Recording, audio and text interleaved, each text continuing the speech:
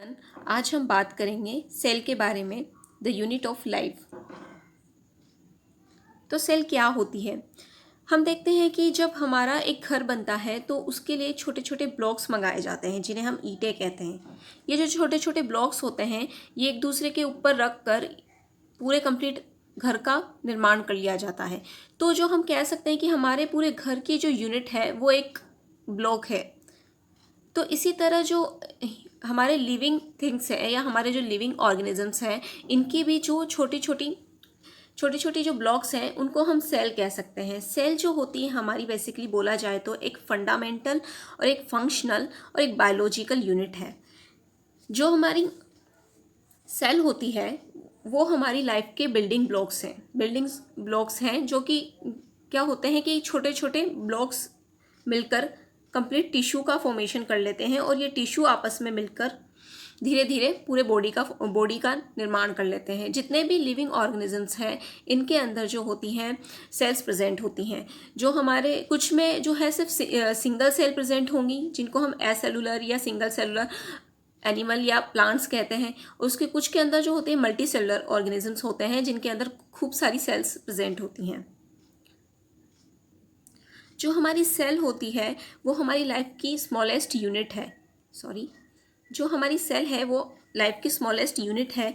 ये एक कंपार्टमेंट की तरह है जहाँ पर कंप्लीटली बायोलॉजिकल एक्टिविटीज़ जो होती हैं वो हमारे इस कंपार्टमेंट के अंदर कंप्लीट होती हैं। अब बात करते हैं डिस्कवरी ऑफ सेल। जो हमारे रॉबर्ट हुक थे उन्होंने 1665 के अंदर जो है सबसे पहले सेल को देखा। इन्होंने जो है अपने खुद के बनाए हुए एक माइक्रोस्कोप के अंदर इन्होंने जो कॉर्क का टुकड़ा है उसको लेकर उसकी स्लाइड बनाकर उसे जब माइक्रोस्कोप में देखा तो उन्होंने देखा कि जो उसके अंदर जो सेल्स हैं वो ऐसे छोटे छोटे ब्लॉक्स के अंदर बनी हुई हैं या छोटे छोटे ब्लॉक्स के अंदर प्रेजेंट है। तो ये जो ब्लॉक्स हैं इन्हीं को इन्होंने सेलुली नाम दिया स्टार्टिंग में, बट फिर बाद में इन्हीं सेलुली को हमने सेल नाम दिया। ये एक डेड सेल थी जिसको हमारे रॉबर्ट हुक ने देखा। उसके बाद हमारे एंटनी वॉन ल्यूवेनहोक आए। उन्होंने 1674 के अंदर जो होता है सबसे पहले जो है लिविंग सेल्स को देखा। ये जो सबसे पहले लिविंग सेल्स को देखा वो थे बैक्टीरिया और प्रोटोजोआस के अंदर इन्होंने सबसे पहले लिविंग सेल्स को। सेल की डिस्कवरी हो जाने के बाद जो हमारे अलग अलग एरिया में जो साइंटिस्ट प्रेजेंट थे उन्होंने अपनी डिस्कवरी में देखा कि जो हर एक लिविंग ऑर्गेनिज्म है उसके अंदर जो है सेल्स प्रेजेंट हैं और जो ये सेल्स हैं उसके पर्टिकुलर पार्ट में एक दूसरे से सेम है। यानी कि जो एक पर्टिकुलर एनिमल है जैसे कि फिश है तो फिश की जो सेल्स हैं सारी सेल्स एक दूसरे से जो है बिल्कुल सेम है। तो उन साइंटिस्ट ने मिलकर आपस में एक थ्योरी दी। इस थ्योरी के अकॉर्डिंग उन्होंने बताया कि जो हर एक ऑर्गेनिजम्स है या हर एक जो लिविंग थिंग्स है वो हमारी सेल से मिलकर बनी है। इन्होंने बताया कि जो हमारे ये सेल्स जो फंडामेंटल बिल्डिंग ब्लॉक्स हैं ये मिलकर आगे चलकर टिश्यू बन रहे हैं और ये टिश्यू ही आगे चल के ऑर्गन बन रहे हैं। इन्होंने बताया कि जो न्यू सेल जो बन रही है जो हमारी प्री एग्जिस्टिंग सेल है उसी में डिवीज़न के थ्रू न्यू सेल बन रही है। हमारी जो सेल है वो भी दो तरह से होती है, एक होती है प्रोकैरियोटिक सेल, दूसरी होती है यूकैरियोटिक सेल। प्रोकैरियोटिक सेल मतलब होता है प्रिमिटिव न्यूक्लियस, यानी कि जो इनका जो न्यूक्लियर मैटर होगा वो प्रिमिटिव होगा। और जो हमारा यूकैरियोटिक सेल का मतलब होता है वेल डेवलप्ड न्यूक्लियस। जो हमारी प्रिमिटिव सेल है उसके जो हमारे न्यूक्लियर मटेरियल के आसपास जो होता है सेल एनवेलप जो होता है वो एब्सेंट होता है। और जो हमारी यूकैरियोटिक सेल होती है उनके अंदर जो होता है न्यूक्लियर एनवेलप प्रेजेंट होता है और हमारा जो जेनेटिक मटेरियल होता है उस एनवेलप के अंदर प्रेजेंट होता है। जो हमारी प्रोकैरियोटिक सेल होती है इसके अंदर जो होते हैं ऑर्गेनेल्स जो होंगे वो एब्सेंट होते हैं।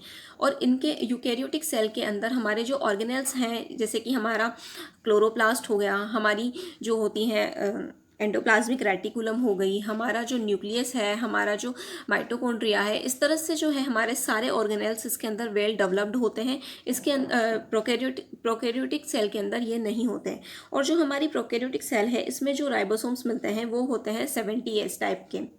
जो प्रोकैरियोटिक सेल है। जो हमारी यूकैरियोटिक सेल है इसके अंदर जो हमारे राइबोसोम्स होंगे वो 70S भी होंगे और 80S भी होंगे। जो हमारे 70S राइबोसोम होंगे जो इस यूकैरियोटिक के अंदर मिल रहे हैं वो हमारे माइटोकॉन्ड्रिया और जो हमारा क्लोरोप्लास्ट है इनमें भी देखने को मिलते हैं। हमारी जो प्रोकैरियोटिक सेल है इसकी जो सेल मेम्ब्रेन है वो उसका कुछ पार्ट अंदर की साइड कन्वर्ट होकर जो है हमारा मीजोजोम का फॉर्मेशन करता है। ये जो मीजोजोम्स हैं यहीं पर हमारे रेस्पिरेशन की प्रोसेस होती है। तो हमारे यूकैरियोटिक सेल के अंदर प्लांट सेल और एनिमल सेल के बारे में। प्लांट सेल और एनिमल सेल के अंदर जो मेन डिफरेंट होता है वो हमारी सेल वॉल का होता है। हमारी जो प्लांट सेल होगी उसके आसपास एक वॉल प्रेजेंट होती है जिसे हम बोलते हैं सेल वॉल, जो कि डेड होती है। और जो हमारी एनिमल सेल होती है उसके बाहर जो है वॉल नहीं होगी, उसके अंदर सिर्फ सेल मेम्ब्रेन होगी। और प्लांट सेल के अंदर जो है वॉल के अंदर सेल मेम्ब्रेन प्रेजेंट होती है। जो हमारी प्लांट सेल होती है इसके अंदर जो है काफ़ी बड़े वैक्यूल्स प्रेजेंट होते हैं, जबकि जो हमारी एनिमल सेल है उसके अंदर जो काफ़ी छोटे छोटे वैक्यूल्स प्रेजेंट होते हैं।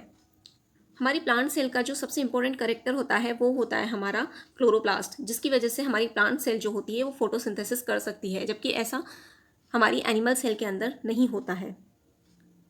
जो सेल डिवीज़न होता है उसके लिए जो हमारे स्पिंडल फाइबर्स जो बनते हैं उसके लिए हमारे सेंट्रियोल्स की ज़रूरत होती है, जो कि हमारे एनिमल सेल के अंदर प्रेजेंट होते हैं, लेकिन प्लांट सेल के अंदर ये नहीं होते। तो फिर प्लांट सेल के अंदर डिवीज़न कैसे होता है, वो स्पिंडल फाइबर्स कैसे बनते हैं? तो यहाँ पर जो स्पिंडल फाइबर्स बनने का काम जो होते हैं हमारे प्रोटीन करते हैं।